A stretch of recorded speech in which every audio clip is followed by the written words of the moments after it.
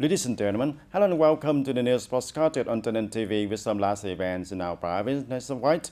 And now we come into details. Ladies and gentlemen, on the morning of November 18th, TayNin Business Association coordinated with the Department of Land Investment to organize a business coffee program with the theme Developing TayNin Enterprises in Period of Innovation.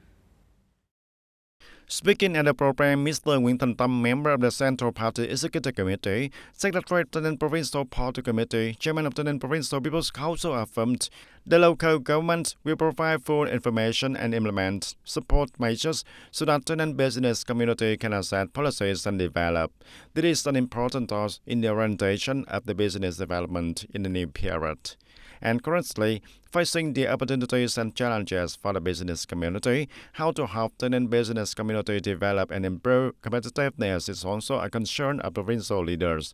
The Secretary of Provincial Party Committee, Winton Tam, affirmed that the province will spend investment calls and hope that in the coming time, the connection between the local enterprises, the local business community with the business association and the member enterprises with the government will be stronger, more effective and more practical so that each policy and management measure of the province is associated with activities to promote and support the business community. The Secretary Provincial Party Committee suggested immediately after this business coffee program, the Department of Land and Investment will coordinate with the TayNin Business Association to complete policy recommendations to include in provincial documents and then establish an action program to develop the business community in the province. Once there is a clear direction, together we will connect and grasp the opportunity of the country, the opportunities of the province integration process. The implementation will be more favorable and TayNin business community will develop more strongly. And on the morning of November 18, the Vietnam Phalang Front Committee of TayNin Province held a meeting to celebrate the 94th anniversary of the founding of the Vietnam National United Front, the traditional day of the Vietnam Phalang Front. Speaking at the meeting, Mr. Phạm Hồng Thái, the Standing Deputy Secretary of the Provincial Party Committee, head of the National Assembly delegation of TayNin Province, emphasized that the current situation in the world and the region continues to have complex and unpredictable developments. Traditional and non-traditional security issues affect peace, stability, and development. To continue inheriting and promoting the glorious historical tradition of the past 94 years, the Vietnam Foreign Volunteer levels in the province and its member organizations must be proactive, flexible, innovate the content and methods of operation, focus on the resource, accompany and stick with the people, and ensure that they are suitable for practical requirements. We also hope that we continue to promote the proud tradition from the achievements to constantly strive, continue to innovate creatively and dynamically so that we can promote better and more effectively the role of the front organization in social political life, contributing with the entire party, the entire army, and the entire people to successfully implement the targets and tasks of national development in the new period. With new determination and new spirit, the Vietnam Fatherland Volunteer levels in the province will continue to have dynamic and creative activities, gathering more and more the people in the Great National Unity Bloc, contribute to building TayNin homeland to develop quickly and sustainably.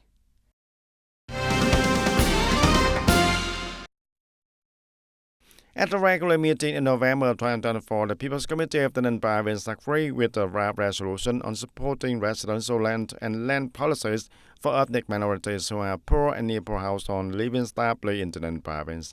And through the opinions of members of the Provincial People's Committee, the Provincial People's Council's leader of departments, district, towns, and TayNin City, the People's Committee of TayNin Province agreed on the subject receiving residential land support. Individuals who are the ethnic minorities who are poor and near poor households and have not been allocated residential land have registered permanent residence in the locality at the time of consideration for the policy.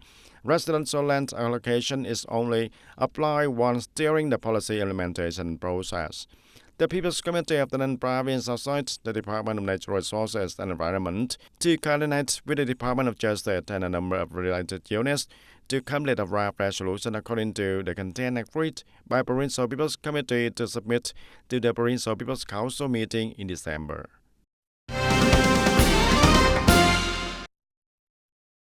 And on the afternoon of November 18, Mr. Trần Văn Chiến, member of Provincial Party Committee, Vice Chairman of Provincial People's Committee, attended and presented the decision to appoint the Deputy Director of the Department of Natural Resources and Environment of Tây Ninh Province. At the ceremony, the Vice Chairman of Provincial People's Committee, Trần Văn Chiến, presented the decision of the Chairman of Provincial People's Committee to appoint Mr. Trần Khắc Phục, Head of Environmental Protection Department of the Department of Natural Resources and Environment, to hold the position of Deputy Director of the Department of Natural Resources and Environment, with a term of office for 5 years, starting from November the 20th of 2024. Vice Chairman of Provincial People's Committee, Trần Văn Chiến, congratulated Mr. Trần Khắc Phục. At the same time, he requested that in his new position, Mr. Trần Khắc Phục continue to uphold his sense of responsibility, promote his strengths and professional capacity, and unite with the Department of Natural Resources and Environment to excellently complete the side task. And ladies and gentlemen, the Southern Party School relic site located in Tân Lập Commune of Tân Biên District is a place that marks the heroic history of the Vietnamese Revolution. This place was also the cradle of training many excellent corps in the resistance war against the U.S. Recently, the Political Academy of Region 2 organized a program to return to resource at the Southern Revolutionary Party School relic site, and through that, it aims to pay tribute to the generation of corps and party members who have devoted themselves to the revolutionary cause and honor the glorious tradition throughout 75 years of construction and growth of the school. The Southern Party School was established in 1949 in Long My District, Hậu Giang Province, and in October of 1961, it responded to the urgent needs of the resistance war against the U.S. The Central Revolutionary Office of the Southern Vietnam decided to re-establish the Southern Party School named Nguyễn Ái Quốc School of the South, located in Wachonti, the Southeast region. And during the period of 1962 to 1975, the school was transferred to the Central Revolutionary base in Tân Lập Commune of Tân Biên District in Province, and here at school organized many training classes and train and foster a team of elite corps for the party. And after the country's reunification, through the process of arrangement, consolidation, and many name changes, the Southern Party School today has become the Regional Political Academy too, and it is the first formal political theory school of the Central Committee in the South. It is a place to preserve the relics, memories, and especially the gratitude of on-course civil servants and workers and the students of the academy towards their predecessors. That is a great lesson to contribute to forming the personality and qualities of party members and corps in the present period. Participating in the short returning activity were many young corps and lecturers of the academy who present the next generation to continue the glorious tradition. With the enthusiasm, they not only expressed their gratitude to the previous generation but also committed to making efforts to cultivate their qualities and train their knowledge to become a party members worthy of the precious heritage that previous generations have built. It is not only a short returning trip but also a reminder for myself and the young generation of the Political Academy Region 2 about the mission entrusted by the party, and that is also the motivation for the young generation to strive even harder to be worthy of sacrifices of the previous generations. And the short returning program at the Southern Party School relic site is not only an opportunity to pay tribute to the great contributions of generations of corps and party members, but also a journey to continue the glorious tradition for 75 years. Through this, each current lecturer of the Regional Political Academy too is more aware of their responsibility to preserve and promote the noble values, contributing to building a strong core teams, meeting the requirements of the task in the new period. And ladies and gentlemen, industrial parks plays an increasingly important role in attracting investment and developing the social economy of Tây Ninh Province. And the formation and development of industrial parks in Tây Ninh Province is an important factor contributing to increasingly the value of industrial production and promoting the industrialization of the province. Currently, Tây Ninh Province has 6 industrial parks, of which 5 industrial parks have been licensed to establish and operate. They are Trang Bang Industrial Park, Linh Trung Ray Export Processing and Industrial Zone, Gia La Industrial Park, Phước Tâm Industrial Park, Thành Công Industrial Park. The total land area of rule according to their planning is over 3,385 hectares. As of October 31st, 2024, in industrial parks and economic zones in TayNinhTV province, there are 397 valid investment projects, including 300 FDI projects, 97 domestic projects. Total registered investment capital is over 9,409 million US dollar and nearly 21 billion Vietnam dong. Currently, the occupancy rate of industrial parks is over 67%. The operation of industrial parks contributes to increasing import and export turnover, expanding budget revenue, creating a new infrastructure system inside and outside industrial parks with long-term value, at the same time positively affecting the formation of new urban areas and local services, creating stable jobs for people.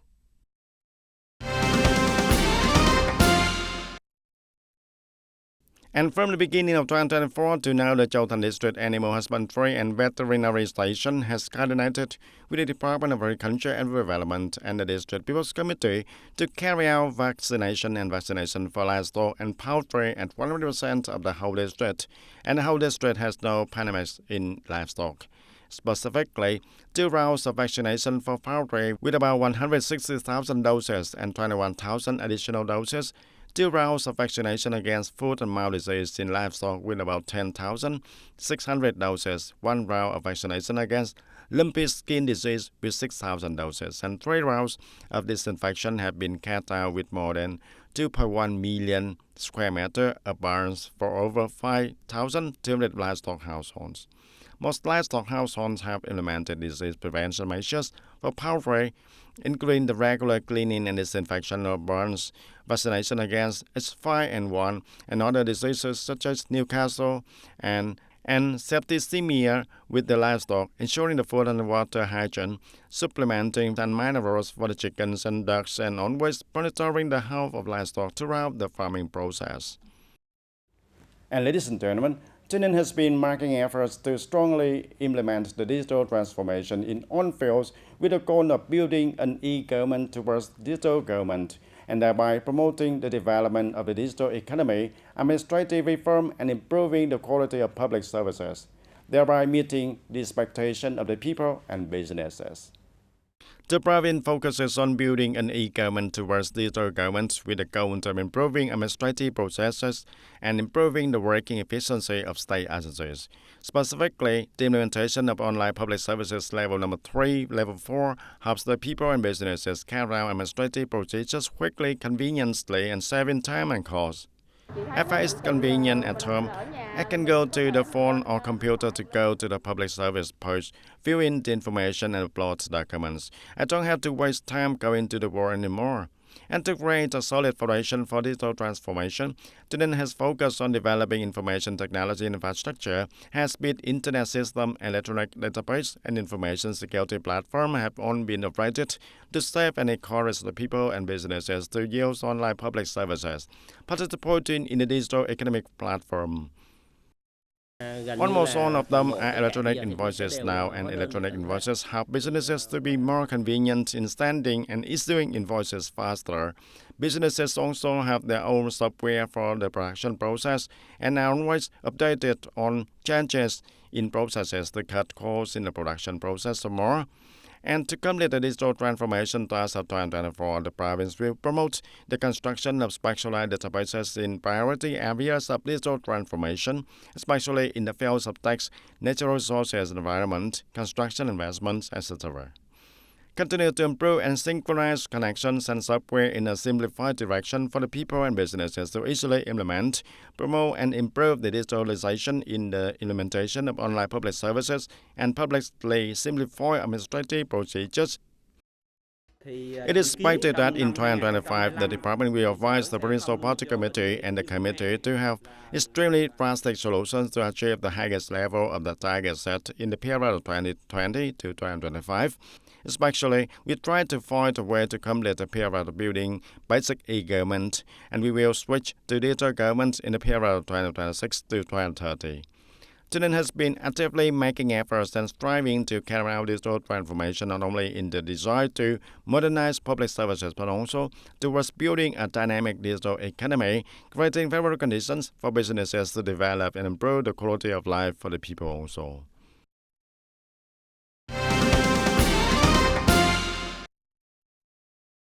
And on the morning of November 18, a town primary school organized an English festival for all the pupils at the school. Attending the event, there was Mr. Bùi Tuấn Hải, Deputy Director of Principal Department of Education and Training. In order to create conditions for primary school pupils to experience English in a real-life environment, the Department of Education and Training of Tây Ninh Province chose Châu Thành District to implement the program, and thereby the district chose Châu Thành, a town primary school with nearly 1,000 pupils, to organize the program. And during the festival, the pupils participate in the Golden Bell contest to quickly answer the English questions, selecting the champion to be awarded the laureate wreath. In addition, the program also had English experience booths for all the pupils of the school, such as STEM booths, driving a train, guessing objects, drawing, listening booths, speaking and singing booths also. According to the General Department of Taxation, by the end of October, the tax sector had collected 1,440,000 billion Vietnam dong, reaching 97.5% of the plan, and this revenue was evenly distributed across all sectors. The estimated tax refund was over 170,000 billion Vietnam dong, accounting for a very large proportion, of which 90% was refunded for export activities. The General Department of Taxation assessed that in the past there have been major cases of tax refund fraud. Therefore, to prevent this problem, the upcoming amendment to the law on value-added tax will have regulations to tighten management of tax refunds for export activities, such as conditions for export, import, and then export to a third country. And ladies and gentlemen, Mường Áng is considered the coffee in the Yên Binh province with more than 2,000 agri hectares. In recent years, coffee trades have not only brought the great economic value, but also created the jobs for thousands of unskilled workers, contributing significantly to the economic development of the locality. The November every year is the main coffee harvest season, and Ms. Nguyễn Thị Thu's family has 5,000 square meters of coffee. And this year, although the coffee yield is not high, the selling price is good, currently at 16,000 Vietnam dong per kilogram of fresh fruit. So the coffee growers are very excited. In order to harvest on time, Mường Áng people also have to hire more workers from neighboring areas. My family, like all other families, write jobs for the people in other regions from Tủa Chùa, Tuần Giáo, Triền Sinh, Mường Áng to learn and earn extra income. We also try to work with the people here to increase promotion and through information channels and social networks so that the tourists from all over the country will know that Yên Binh province has such delicious and highly quality Africa coffee trees. The entire Mường Áng district currently has more than 2,000 hectares of coffee, of which more than 2,000 hectares are being harvested with a yield of 15 tons per hectare, bringing an average income from 100 to 150 million Vietnam dong per hectare per year. In 2024, and especially in December, after the geographical indication of Mường Áng coffee is granted protection, the district will focus on protecting, maintaining, and taking care of this coffee area in accordance with the geographical indication to improve the quality of coffee and produce the best coffee products in terms of cultivation and processing to follow the physical indication of Mường Áng coffee. Mường Áng district currently has 5 coffee products certified as OCOP products, and the quality of Mường Áng coffee is highly appreciated by experts with a distinctive flavor. In the coming time, Mường Áng will continue to expand the coffee growing area and replant outrage. So continue to sustainably develop the mangrove to help Mường Áng people eliminate hunger and reduce poverty also. And that's all for today, TTV News. Thank you for being with us, and goodbye for now.